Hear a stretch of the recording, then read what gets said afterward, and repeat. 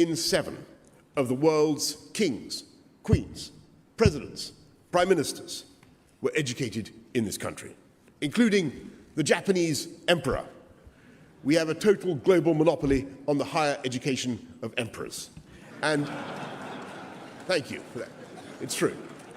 Then you'll be pleased to hear, my friends, that one thing is changing: our immigration system. Well, you heard it there for yourself, guys. Apparently, the Tories are going to change the immigration system. Hopefully, this is going to be in a good way, which Sky News are currently reporting on, as are many others. It headlines points-based immigration system to be brought in by the end of 2020.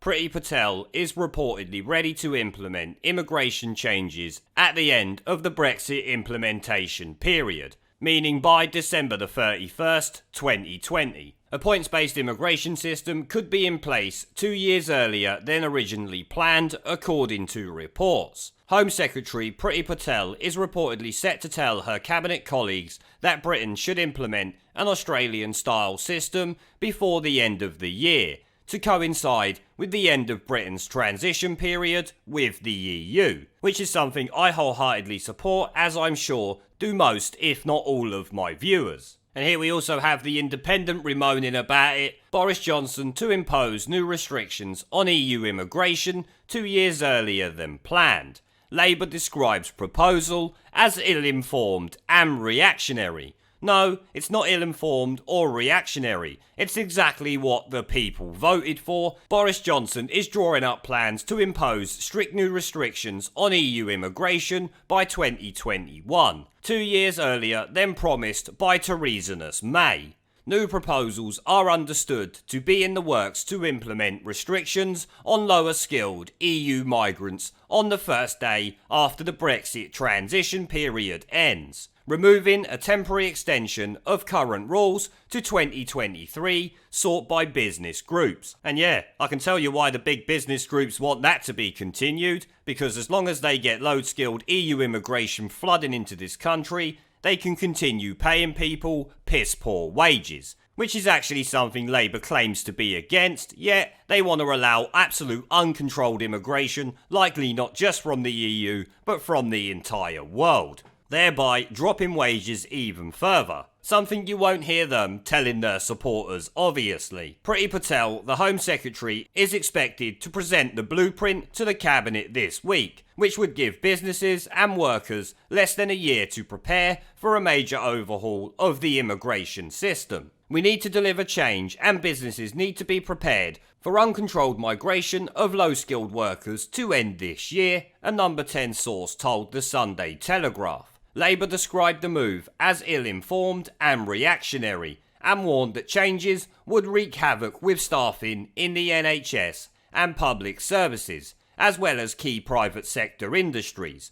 No, they won't. There's like 70 or 80 million people in this country as it is. There is plenty of workers. And as for the bullshit NHS claims that Labour seems to favour so much, Boris Johnson has already protected nurses, doctors and other NHS staff who might be coming to this country. So once again, Labour are talking shit. Surprise, surprise to absolutely no one. It comes after Sajid Javid fired off a warning to manufacturers that there will be no alignment with EU rules after Brexit, which is how it should be and should have never been in doubt. It also admitted that some firms would be hit by the UK departure from the bloc. Yes, that's why he's telling them now, so they can take measures to counter that, meaning of course they likely won't suffer anything. You tell them in advance so they can prepare for it. Unlike the last government, who was just fobbing it off in the hope that they could remain. Mr Johnson unveiled long-awaited details of his plans for an Australian-style point system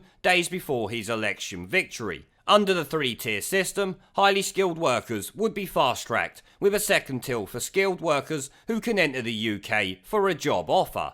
The third group of low-skilled workers would only be able to stay if there were staff shortages. I don't agree with that. If there's low-skilled workers needed, we got plenty of them here. There's however many million unemployed as it stands, and while it might be lower than it has been before, if there's still people unemployed, then there's no need to get immigrants in to do the jobs. It doesn't take rocket science to work that out. business leaders sounded the alarm over restrictions to foreign workers who make up a critical part of the workforce in the NHS and social care, as well as in hospitality and on farms. Well, there's plenty of people already here who can do those jobs. And if they're so skilled and so useful, then surely they can come through on the Australian points-based system, rather than just being allowed in willy-nilly to hopefully get a job. My Days the Independent really pisses me off. Mrs May's immigration white paper in 2018 proposed a time-limited route for temporary short-term workers to mitigate the challenges faced by employers who would find it difficult immediately to adapt to new immigration rules. What? You're telling me that employers are going to find it difficult to employ people who are already here over people who are not? Piss off. What an absolute load of nonsense. Maybot is just as bad as the Labour Party, if you ask me. But a number 10 source told the paper, as we leave the EU in just over 10 days, we technically leave the EU in 10 days, we have an unprecedented opportunity to change the way our immigration system works. Well, you won't be doing that in 10 days. This is happening at the end of the year. Not in 10 days' time, so the number 10 source is talking absolute shit there, when he really doesn't need to. There is a clear drive for talented and skilled workers from around the world to come to the UK. But we also need to see a reduction in the number of unskilled workers and those without a job entering the UK. And that's why this will be coming to an end when the transition period ends in December. And like I said earlier, it should never have been in any doubt. That should have been a given. It's what people voted for at the end of the day. Even the ones who Labour claim were too stupid to know what they voted for, I can tell you, ending EU immigration was definitely one of them. Mr Johnson will make a final decision once he has received recommendations from the government's Migration Advisory Committee, which are expected within weeks. And I will be waiting with bated breath for that myself. It better be what people are expecting and not some bullshit like we have been fed for many years. Diane Abbott, the Shadow Home Secretary, said this is an ill-informed and reactionary policy that will damage us all. Oh, so it was Diane Abbott-Potamus who said that this is ill-informed. What a surprise. It's a shame she's not well-informed on mathematics. This is an ill-informed and reactionary policy that will damage us all. Damaging to everything from the NHS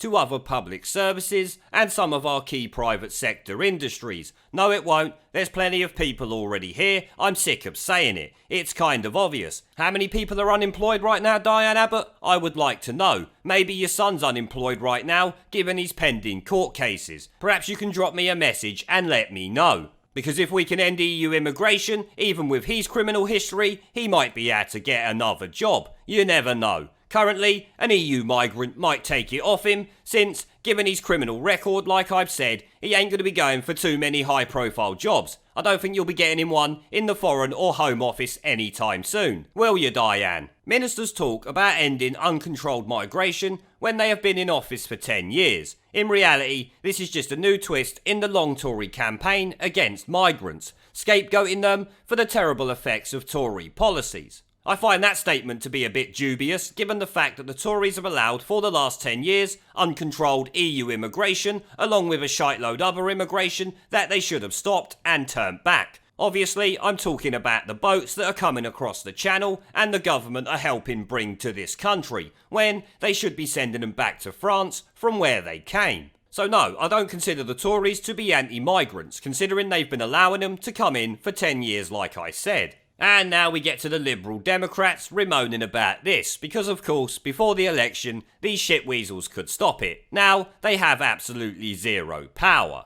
Liberal Democrat Home Affairs spokesman Christine Jardine said the changes were utterly unworkable and impossible to implement in time. Oh, I think you're just moaning there. I expect the government will implement them. Well, I hope they will. Once again, these are MPs and governments we're talking about. I don't trust them as far as I could throw them, so there's no guarantee that they will, but it seems they're at least trying. Pinch of salt, as with everything any MP ever says, guys. Decisions like this make it loud and clear that this Conservative government has no intention of ending the hostile environment, she said. There's no such thing as the hostile environment, there is just doing what the people asked for, you absolute idiot. It's a national embarrassment for businesses and our economy. Such draconian changes to immigration rules is utterly unworkable. To think the Home Office could implement the changes in the given time is a joke. And like I've already said, I'm sure they'll be able to put it in time if they actually intend to. There's no real guarantee that they do.